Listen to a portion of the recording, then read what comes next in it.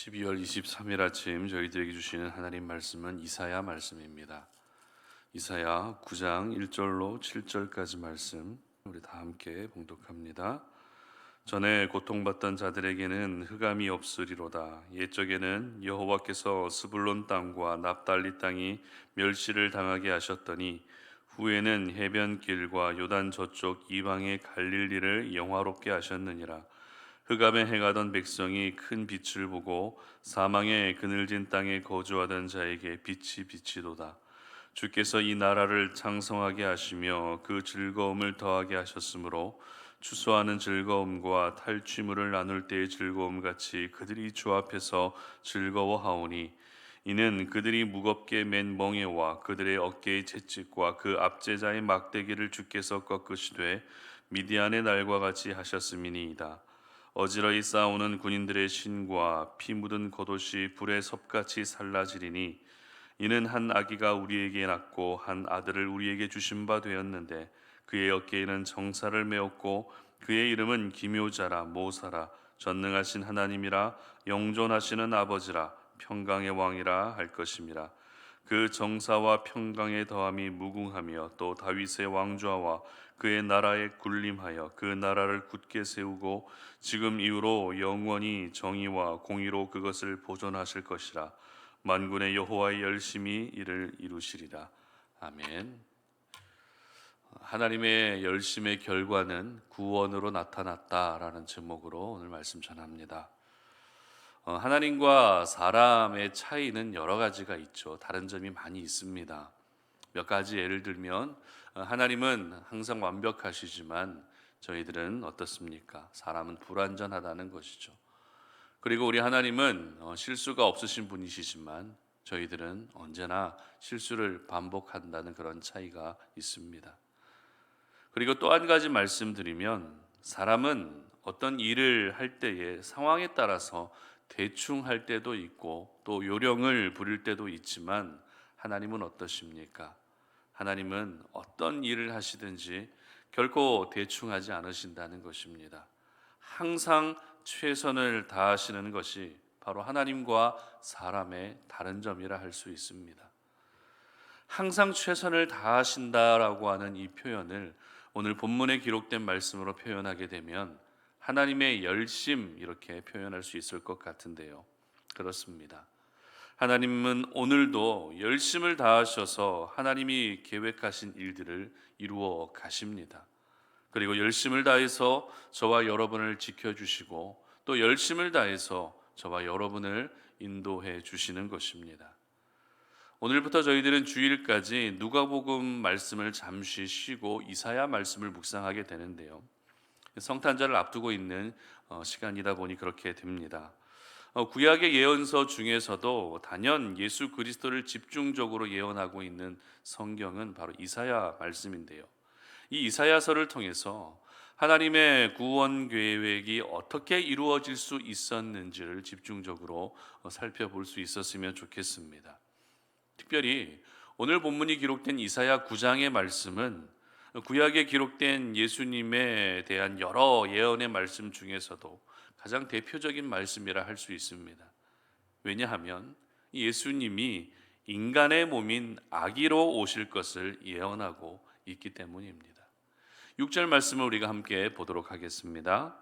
이는 한 아기가 우리에게서 낳고 한 아들을 우리에게 주신 바 되었는데 그의 어깨에는 정사를 메었고 그의 이름은 기묘자라 모사라 전능하신 하나님이라 영존하시는 아버지라 평강의 왕이라 할 것임이라. 아멘. 이처럼 예수님은 죄인인 인간의 몸으로 오실 것이고 그것도 가장 연약한 한 아기의 몸으로 오실 것을 예언하고 있습니다. 하지만 죄인인 몸 그리고 연약한 아기의 몸으로 오실 예수님이라 할지라도 그 예수님이 어떤 분이십니까? 오늘 본문에 기록하기를 먼저 그 어깨에 정사를 메었다는 것입니다. 정사를 메었다라는 것을 문자적으로만 보게 되면 정치와 행정과 관련된 일을 하실 것을 의미하지만 전체적인 성경의 그런 의미와 그리고 구원의 의미로 보게 되면 정사를 메었다라는 것은 통치권을 가지고 계신 분이다라는 것을 의미하는 것입니다. 그리고 기묘자라, 모사라라고 이렇게 예언하고 있는데요. 기묘자, 모사, 조금 어려운 표현이긴 하지만 원어로 보게 되면 모사의 기묘자라고 하는 그런 의미입니다. 다시 말해서 놀라운 상담가가 되신다는 것으로 예수 그리스도는 이 땅의 백성들이 겪고 있는 인생의 모든 문제들을 하늘의 지혜로 해결해 주시는 분이심을 그렇게 예언하고 있는 것입니다. 특별히 예수님께서 약속하신 성령에 대한 기록을 보게 되면 요한복음 14장 16절인데요. 제가 읽어드립니다. 내가 아버지께 구하겠으니 그가 또 다른 보혜사를 너희에게 주사 영원토록 너희와 함께 있게 하리니. 아멘. 성령을 어떻게 소개하고 있습니까? 보혜사 성령으로 소개하고 있다는 것입니다. 그리고 또 다른 보혜사라고 소개한다는 것입니다. 보혜사의 의미는 원래 중보자라고 하는 의미입니다. 하지만 영어 성경에서는 이 모두 카운슬러, 즉 상담가로 번역하고 있다는 것이죠. 그런데 성령을 또 다른 보혜사, 즉 또 다른 상담가로 말씀하고 계신다는 것은 원래의 중보자가 있다는 의미죠. 원래의 상담가가 있다는 것입니다. 그렇다면 원래의 상담가가 누구입니까? 원래의 중보자가 되시는 분이 누구십니까? 바로 우리 예수 그리스도이신 것입니다. 그러므로 아기의 몸으로 오신 우리 예수님이 온 백성의 고민과 문제를 해결해 주실 수 있는 진정한 상담가가 되어 주신다는 것입니다. 그리고 이사야 선지자는 예수님에 대해서 계속해서 예언할 때 예수님은 전능하신 하나님이시다, 영존하신 아버지가 되신다라고 예언합니다. 무슨 말입니까? 비록 한 아기로 오신, 연약한 아기의 몸으로 오신 예수님이시지만 예수님은 하나님이시고 예수님은 아버지가 되신다라는 것입니다. 그리고 마지막으로는 또 어떻게 예언하고 있죠? 평강의 왕이라고 말씀하고 있다는 것입니다. 에베소서 2장 14절의 기록을 보게 되면 사도 바울은 예수님에 대해서 기록하기를 이렇게 기록하는데요. 제가 읽어드립니다. 그는 우리의 화평이신지라 둘로 하나를 만드사 원수된 것 곧 중간에 막힌 담을 자기 육체로 허시고, 이렇게 기록합니다. 예수님이 어떤 분이시라고요? 하나님과 원수되었던 인간을 화목하게 하시는 평화의 왕, 평강의 왕으로 이 땅에 오셨다라는 것을 기록하고 있다는 것이죠. 여러분, 이사야 선지자가 이렇게 예수님에 대해서 예언한 시기는 예수님이 태어나시기 약 730년 전에 있었던 일입니다. 그럼에도 그 예언 하나하나가 예수님이 어떤 분으로 오실지, 예수님이 어떤 분이실지 굉장히 구체적으로 언급하고 있는 것이죠. 이것을 보면서 저희들은 우리 하나님의 구원 계획이 얼마나 절실했는지, 그 구원 계획이 얼마나 철저했는지를 알게 된다는 것입니다. 이와 같은 구원 계획은 결코 대충 계획해서는 세워질 수가 없습니다. 오랜 시간 동안 고민하고 고뇌하며 생각을 반복하면서 이와 같은 구체적인 계획이 세워질 수 있는 것입니다. 이사야 선지자는 이 아들을 보내시면서까지 행하셔야 될 하나님의 그 구원에 대한 계획을 7절에서 이렇게 기록하고 있는데요. 함께 읽습니다.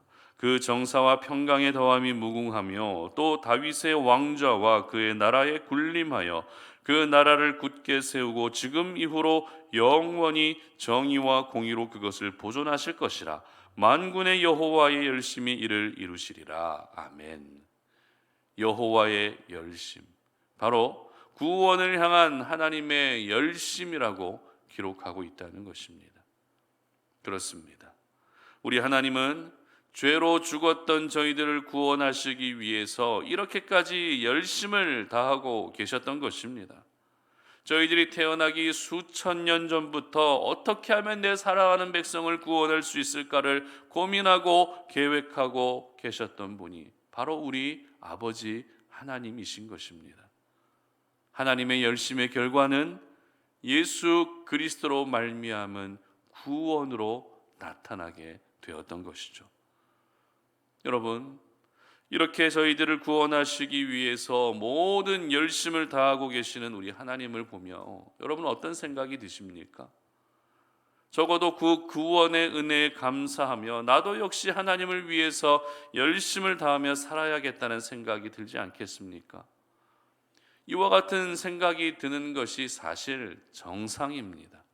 하지만 안타까운 것은 내가 구원받은 사실은 감사하지만 내가 구원받은 사실에 대해서는 알고 있지만 정작 하나님을 위해 열심을 다하는 삶을 살아야겠다고 결심하는 순간은 별로 없는 것 같다라는 것입니다. 우리가 지금 하나님을 위해서 열심을 다하며 살고 있는지 아니면 그렇지 않은지를 알기 위해서는 우리 자신의 삶의 우선순위를 보게 되면 어느 정도는 알 수 있게 되는 것 같습니다. 그렇다면 여러분들에게 있어서 가장 우선이 되는 것은 무엇입니까? 오늘도 여러분이 살아가시면서 가장 우선으로 여기고 있는 것들은 무엇입니까? 어떤 분들은 자녀가 삶의 우선순위가 될 수도 있습니다. 또 어떤 분은 나의 행복이 내 삶의 가장 큰 우선순위다라고 생각하는 분도 계실 수 있죠.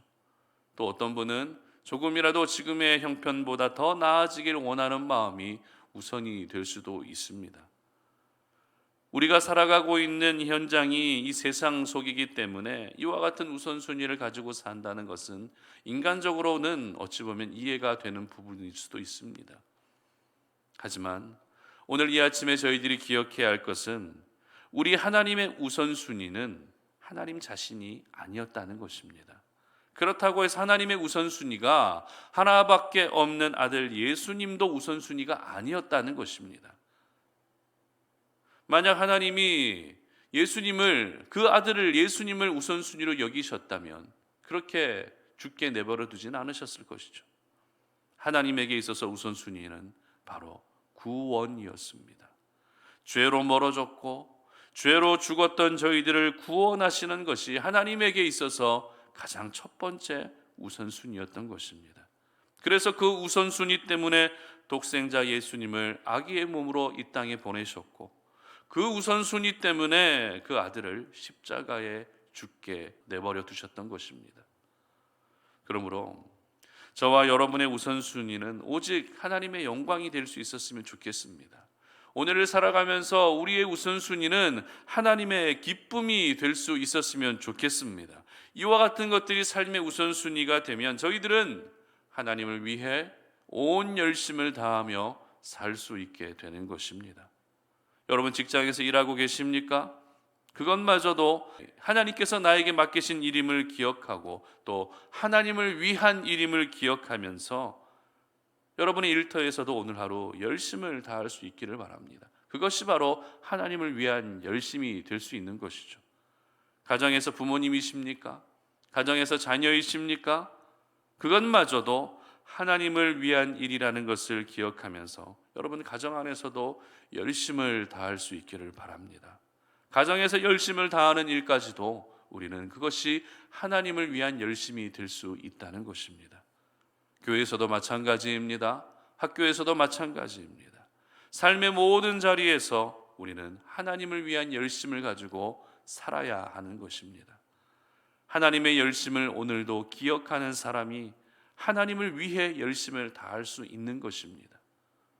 우리를 구원하시기 위해 모든 열심을 다하셨던 그 하나님의 열심을 잊지 않고 있는 사람이 오늘도 하나님을 위한 열심을 가지고 주어진 자리에서 살아가게 되는 것입니다. 바라기는 우리 송탄오륜의 모든 가족들은 나를 구원해 주시기 위해서 열심을 다하셨던 하나님을 기억하시면서 이제는 저희들이 하나님을 위해서 열심을 다하며 살아가시기를 주님의 이름으로 축복합니다. 함께 기도하겠습니다.